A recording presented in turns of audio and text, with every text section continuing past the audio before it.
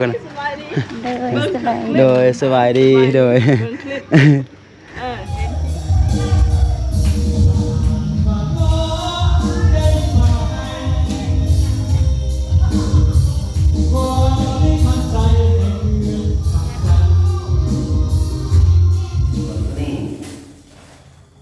เป็นของพิเศษพี่น้องเนาะอยากมามองเอื่อยเพิ่นว่ามาสะพายลูกอิงพี่น้องเนาะแต่ลูกอิงนอนก่อนครูโดยก็เลยอยากจะเปิดน้อยหนึ่ง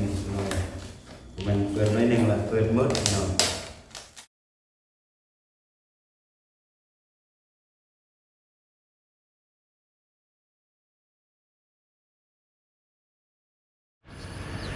กราบทักทายสบายดีและสวัสดีพ่อแม่พี่น้องเบิดสุขสุขคนเนาะกะเดี๋ยวนี้กะมาอยู่กับครูดอยพี่น้องเอ๋ยเนาะในเวลาตอนแรงหรือว่าตอนเย็นพี่น้องเอ๋ยเนาะก็คือครูดอยกับลูกกับเมียกำลังจะไปหาผู้ใหญ่ใจบุญที่ว่ามาจากต่างประเทศพี่น้องเอ๋ยเนาะก็คือเพิ่นได้บอกครูดอยให้ครูดอยไปหาก็คือเพิ่นมาพักอยู่ที่บ้านน้ำเกิงใหม่พี่น้องเอ๋ยก็อยู่ใกล้ๆจากบ้านหรือว่าจากเฮือนของครูดอยนี่แหละเนาะจากบ้านของครูดอยไปก็ประมาณ 7-8 นาทีพี่น้องเอ๋ยเนาะก็ไปตามทางพี่น้องเอ๋ยฝากนี่ก็อาจจะเป็นฝั่งลาวฝากนั่นก็อาจจะเป็นฝั่งไทยพี่น้องเนาะคันด้วยแม่น้ำโขงเลยพี่เจ้ากันโดยสบายดีโดยเห็นจีมาฮอดเลยมาฮอดโดนแหละโนมาโดยสบายดีฮอดมาเจอว่าที่ทำลืมละเขานั่งโดยลืมเนาะลูกนอนไม่กินละล้านปี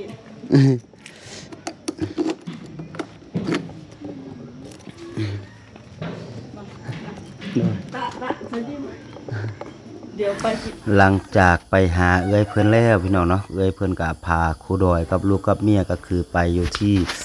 ร้านขายเสื้อผ้าพี่น้องเพื่อที่ว่าจะไปซื้อเสื้อผ้าให้กับน้องๆแล้วก็น้องอุ้งอิงพี่น้องเอ้ยเนาะก็ครูดอยก็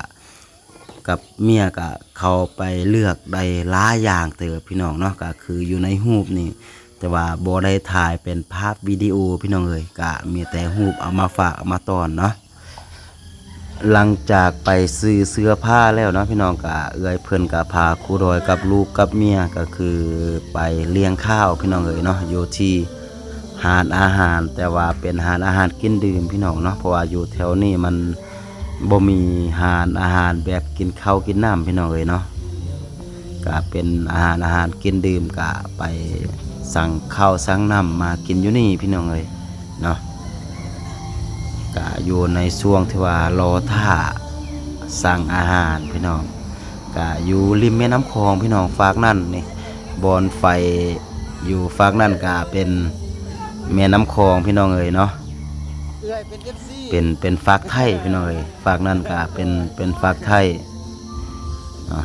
ก็รอท่าก็จะมีบรรดาแขกเพิ่นมากินเหล้ากินเบียร์พี่น้องเนาะแต่ว่าครูดอยกับเอื้อยเพิ่นก็อยู่รอท่ากินข้าวก็อยากจะซาหน่อยนึงพี่น้องเอ้ยเนาะหลังจากท่า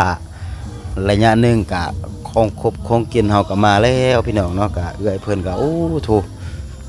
จัดหนักจัดเต็มเลยพี่น้องอาหารแบบโอ้โถน้องพิงก็คือโอ้มักหลายพี่น้องตัวนี้เป็นกุ้งหลังจากกินข้าวกินน้ำแล้วก็กลับมาอยู่ที่โรงแรมพี่น้องเอ้ยเพื่อที่ว่าจะมาถ่ายรูปรวมเป็นภาพที่ระลึกกับบรรดาเอื้อยเพิ่นพี่น้องเอ้ยครั้งหนึ่งครั้งเดียวก็ได้มาเจอกันก็มีภาพรวมเป็นที่ระลึกตอนนี้ครูดอยลูกกับเมียก็มาดูที่เงินเป็นที่เยี่ยมวันจังเลยเนาะโอ้โหเกิดคลองหลายๆสมควรเลย เครื่องที่ว่าจะไปวิจารณ์หน่อยเนาะก็คือเป็นเครื่องใหม่ๆเนาะเดือดโยฮานเมื่อกี้โดยเฉพาะเลย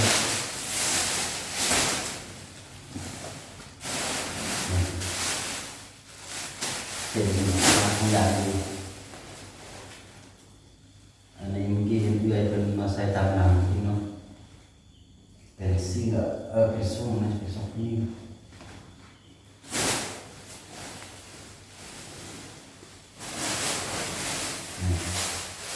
เป็นเลย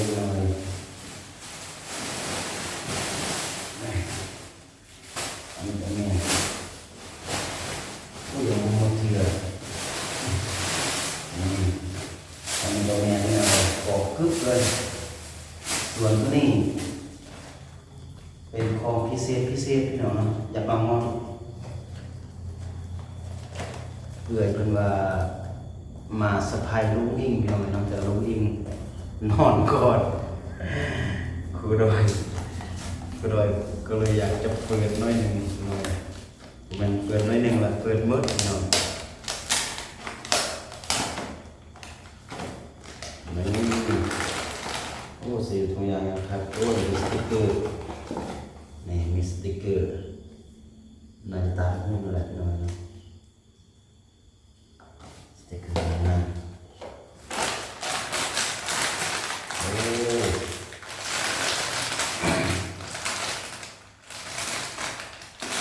ตัวนี้น่าจะซื้อมาแต่พุ่นเลยพี่น้องแพ็คยาครับเลยตัวยาเนี่ยคือจีบพวกขาดเลยเลย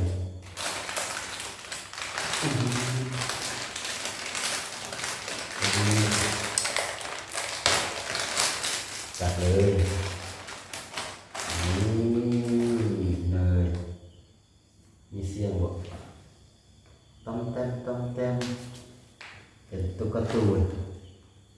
นี่โอ้งามไปหน่อยนะมีเสียงแต่มันโอ้ยมือนี่เอาให้ลูกวิ่งนี่ยิ้มเบิ้ลแหละพี่น้องเลยนี่กะได้เครื่องมาเต็มเป่าเนาะส่วนเครื่องตัวนี้เนี่ยผู้โดยจะเอาไปบริจาคพี่น้องเลยเนาะก็จะเป็นภัยผู้โดยก็อย่างโบเทื่อพี่น้องเนาะถ้าหากว่าอยากรู้ว่าผู้โดยจะเอาไปให้ภัยก็อย่าลืมกดติดตามพี่น้องนะอย่าลืมติดตามเบิ่งคลิปของผู้โดยว่าเครื่องที่ว่าผู้โดยได้รับจากผู้ใจบุญเพิ่นมื้อนี้พี่น้องก็คือซื้อมาสดๆร้อนๆมื้อนี้เนาะแล้วก็ผู้โดยจะเอาไปให้ภัยก็อย่าลืมติดตามแล้วก็รับชมอยู่ที่ทางซองของผู้โดยพี่น้องเลยเนาะส่วน ก็คือผู้ใจบุญที่ว่าซื้อเครื่องซื้อของมาให้ผู้โดยไปบริจาคในมื้อนี้ก็อยากเป็นความลับอยู่พี่น้องเนาะแต่เครื่องตัวนี้จะไปให้ภัยผู้โดยก็อย่างปิดบังอยู่พี่น้องเนาะอย่างบ่บอกเพราะมันอย่างปิดบังอย่างบ่บอกเนาะถ้าว่าผู้โดยบอกมันก็จะบ่เซอร์ไพรส์พี่น้องเนาะแล้วก็ผู้ใหญ่ใจบุญแม่นท่านใดแลที่ว่าซื้อเครื่องตัวนี้ให้ผู้โดยไปบริจาคผู้โดยก็ยังบ่บอกซื้อเทื่อพี่น้องเนาะก็ยังเป็นความลับอยู่เนาะก็คอยไปติดตามรับชมนำกันอยู่ที่คลิปต่อไปที่ว่าผู้โดยจะเอาเครื่องเอาของนี่ไปบริจาคพี่น้องว่าผู้โดยจะเอาไปให้ภัยแล้วก็ทานใดที่ว่าซื้อเครื่องตัวนี้มากพี่น้องเลยเนาะก็เนาะทำฮอตเด็ดพี่น้อง เพราะว่าหลังจากที่ว่าครูโดยกับลูกกับเมียไปอยู่ที่บ้านพักก็อยู่ที่น้ำเกลือนี่แหละเนาะจากบ้านผู้โดยไปก็ประมาณ5 กิโลพี่น้องเนาะแล้วก็ไปฮอดปุ๊บก็คือมัน มันมืดแล้วพี่น้องมันแรงแล้วนะโดยความที่ว่าก็คือเอื้อยเพิ่นเนาะบรรดาเอื้อยเพิ่นมาฮอดมันแรงแล้วนะพี่น้องเนาะครูโดยกับลูกกับเมียไปแล้วก็มันมืดอันนี้วิทย์ได้นี่ มันวิทย์ได้เนี่ย สุรพงษ์สุรพานเลยก็คือมาฮอดคำมาฮอดแรงแล้วล่ะครับวันนี้ครูด้วยครับลูกกับเมียไปกะมันคำมันกะแรงแล้วนะเนาะไปฮอดพุ่นปุ๊บก็คือหานที่ว่าขายทรงขายเสื้อนั่งก็ได้นั่ง บอกกันพี่นั่งพี่น้องเนาะกะหานที่ว่าขายทรงขายเสื้อตามนี้นะพี่น้องเนาะก็คือเป็นที่เยี่ยมห้อยพี่น้องเลยเนาะแล้วก็เอื้อยเพื่อนกันไปสอบหาเจ้าของห้างพี่น้องเนาะแล้วก็บอกว่าให้เจ้าของห้างมาเปิดเพื่อที่ว่าจะให้ผู้โดยนี่เข้าไปเลือกพี่น้องเนาะว่าจะเอาแบบใดจะเอาไปแบบใดแล้วก็จะเอาไปให้ไพ่นะว่าสุดตัวนี้ไปให้ผู้นี้มันจะพอดีหรือบ่นะพี่น้องเนาะก็เหตุการณ์ฉุกเฉินแล้วก็ผู้โดยกับไปเลือกก็คือมันแรงได้นะพี่น้องเนาะก็จับใส่ก็เป็นก็คือเป็นเครื่องที่ว่างามพี่น้องเนาะเป็นเครื่องใหม่เป็นเครื่องที่ว่างามที่ว่าเพิ่นขายอยู่ตลาดพี่น้องเนาะแล้วก็เป็นเครื่องที่ว่าน่าจะส่งนำเข้านะผมว่าส่งเข้าน่าจะเป็นเครื่องที่ว่านำเข้ามาจากฝั่งไทยพี่น้องเนาะหลังจากรวยไปเลือกเสื้อผ้าตรงนี้แล้วแล้วก็เลยเพื่อนกับพาผู้รวยไปก็คือกินข้าวน้ำกันที่น้องเลยเนาะก็ไปกินข้าวแต่ว่าหาดที่ว่าเฮาไปหันก็คือเป็นมันไม่ได้เป็นหาดแบบอาหารแบบอันนั้นนะพี่น้องนะแต่ว่าอยู่แถวนั้นมันบ่มีแบบอาหารที่ว่าไปกินข้าวกินน้ำนะพี่น้องแต่ว่ามันมีเป็นอาหารแบบกินดื่มพี่น้องเลยเนาะเป็นอาหารกินดื่มเป็นอาหารคาราโอเกะแบบนี้นะแล้วก็เอาไปกินว่านเนาะก็คือเขาสั่งเขานำนี่ก็คือโอ้แต่ละอย่างพอมันเป็นอาหารน้อยแล้วก็เศษมันบ่มีแต่เจ้าของห้างคนเดียวมันบริษัทเนาะตอนนี้เขากลับมาวันนี้ก็9 โมงปลายเกือบจะฮอดอยู่8 9 10เกือบจะฮอด4 ทุ่มแล้วพี่น้องเนาะก็เป็น3 ทุ่มจะฮอด4 ทุ่มพี่น้องเลยก็คือเอาไปทานกินข้าวแล้วก็เจ้าของห้างเพิ่นก็ไปเปิดเพลงให้ลูกค้าได้แล้วก็มาคือแต่งอาหารได้นะพี่น้องมันก็เลยทราบนะพี่น้องหลังจากเก็บข้าวกินน้ำเลี้ยวแล้วก็ครูดอยกับลูกกับเมียก็คือเอื้อยเพื่อนนะก็คือผู้ใหญ่ใจบุญเพื่อนแล้วก็กลับมาห้องมาเฮือนพี่น้องเนื่องจากว่าก็คือเฮามาแล้วก็มันดึกอีกอย่างเฮาก็ใส่มอเตอร์ไซค์ได้นะเนาะก็มาฮอดหลังจากกินข้าวกินน้ำแล้วก็กลับแล้วก็มาฮอดเฮือนพี่น้องเลยเนาะสุดท้ายนี่ก็บ่มีหยังเนาะที่ว่าจะตอบบุญแทนคุณบรรดาผู้ใหญ่ใจบุญเพิ่นที่ว่ามาในมื้อนี้พี่น้องเลยเนาะก็ครูดอยกับครอบครัวก็จะมีแต่คำขอบใจเนาะก็คือผู้ใหญ่ใจบุญเพิ่นก็คือหมดทุกทางที่ว่าพาครูดอยกับลูกกับเมียไปเลี้ยงข้าวเลี้ยงน้ำนี่แหละก็อย่างซื้อเสื้อผ้ามาบริจาคให้กับคนยากไร้ที่พี่น้องเนาะก็ครูดอยกับครอบครัวก็ขอวิสัยโทษให้ผู้ใหญ่ใจบุญเพิ่น